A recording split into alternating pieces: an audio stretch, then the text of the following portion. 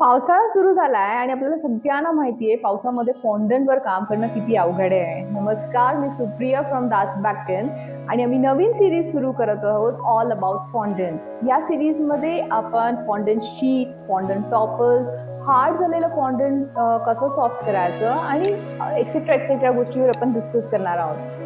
आजच्या व्हिडिओमध्ये आपण बघणार आहोत फॉन्डंट शीटबद्दल. मी जेव्हा पण फॉन्डंटचं प्रिंट आउट घेते शॉप्समधनं, मी त्याला डायरेक्टली एअरटाईट बॅगमध्ये ठेवते. माझ्याकडे अशा टाईपची बॅग आहे. तुम्ही झिपलॉक बॅगमध्ये ठेवू शकता, एअरटाईट कंटेनरमध्ये ठेवू शकता.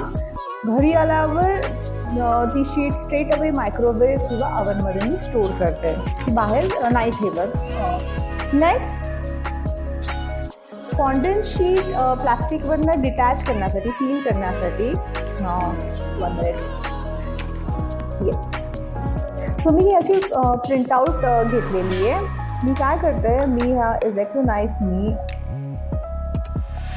माझ्या इमेजच्या बाजूनी, इमेजवरती नाही, थोडीशी जागा ठेवते इमेजच्या बाजूनी.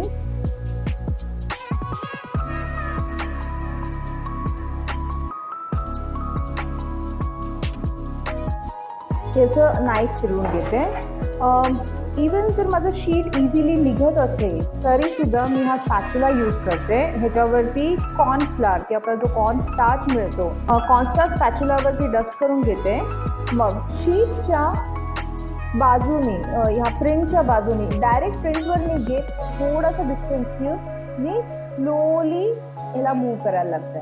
जर तुमचं हे स्टिक होत असेल तर पुन्हा एकदा त्याला कॉर्नफ्लॉर लावा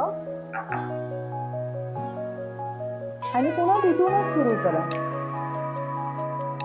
मध्ये प्लीज कुठेही थांबायचं नाहीये किंवा कारण ते फॉन्डंट स्पॅच्युलाला स्टिक होऊ शकतं.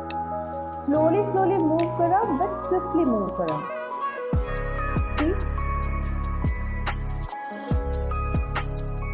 आधी बाजूने घेतलं आणि स्लोली स्लोली सेंटरमध्ये येणार आहे.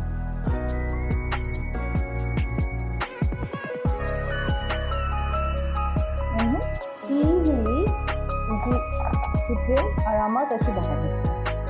सो आजच्या व्हिडिओमध्ये इतकंच. नेक्स्ट व्हिडिओमध्ये आपण बघूया आपण फॉन्डंट टॉपर्स कसे ड्राय करू शकतो. इव्हन तुमची जर प्रिंट जर खूप मॉइस्ट झाली असेल तर त्याला कसं अवनमध्ये ड्राय करू शकतो. थँक्यू.